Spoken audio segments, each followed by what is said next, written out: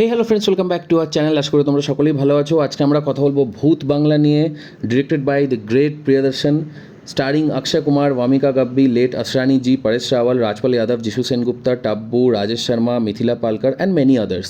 তো কেমন লাগলো সিনেমাটা? গল্প নিয়ে যদি আমি ছোট করে বলি, এই গল্পটা হচ্ছে বেসিক্যালি অক্ষয় কুমাররা কিন্তু লন্ডনে থাকে, কিন্তু তাদের পৈতৃক সম্পত্তির জন্য তারা নর্থ ইন্ডিয়ায় আসবে। একটা বাংলা যেটা ওনার পৈতৃক সম্পত্তি, সেখানে অক্ষয় কুমার তার বোনের বিয়ে দেওয়ার জন্য প্ল্যান করবে এবং সেখানে কি কি ভৌতিক ঘটনা ঘটবে, তার পেছনে কারণ কি এবং সেখান থেকে কী করে ওভারকাম করবে, এই নিয়েই গল্প।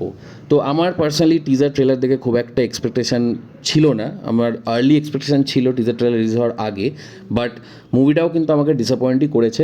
আমি এটা বুঝেই গেছিলাম যে কীরকম হবে। স্টোরিটার মধ্যে সেরকম দম নেই। Screenplay is very average. First হাফটা তবু নেওয়া যায়, সেকেন্ড হাফটা অনেকটা ড্র্যাগ করা হয়েছে। ভিএফএক্স ওয়ার্ক যেটা ক্লাইম্যাক্সে প্রচুর রয়েছে, সেটাও কিন্তু মানে চোখে লাগার মতো। আর অ্যাপার্ট ফ্রম দ্যাট, ফার্স্ট হাফে যে স্ক্রিন প্লেটা, সেখানে কিন্তু প্রচুর প্রিয়দর্শন অক্ষয় কুমারের পুরনো সিনেমার জোকগুলোকেই তুলে ধরা হয়েছে নস্টালজিয়া হিট করার জন্য, বাট সেগুলো কিন্তু আগের মতো কাজ করছে না। স্ক্রিনে প্রচুর ফ্ল্যাট লাগছে।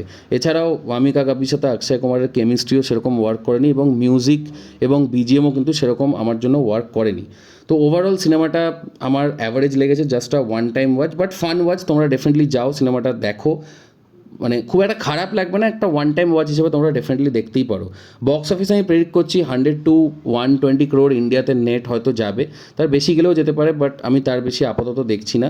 ওভারঅল এক্সপেক্ট করেছিলাম আরও বেটার হবে অক্ষয় কুমার প্রিয়দর্শন কম্বোর থেকে। তো যাই হোক, anyways, let's wait for the new movie of Akshay Kumar. So we are going with 3 out of 5 star. Like, share and subscribe.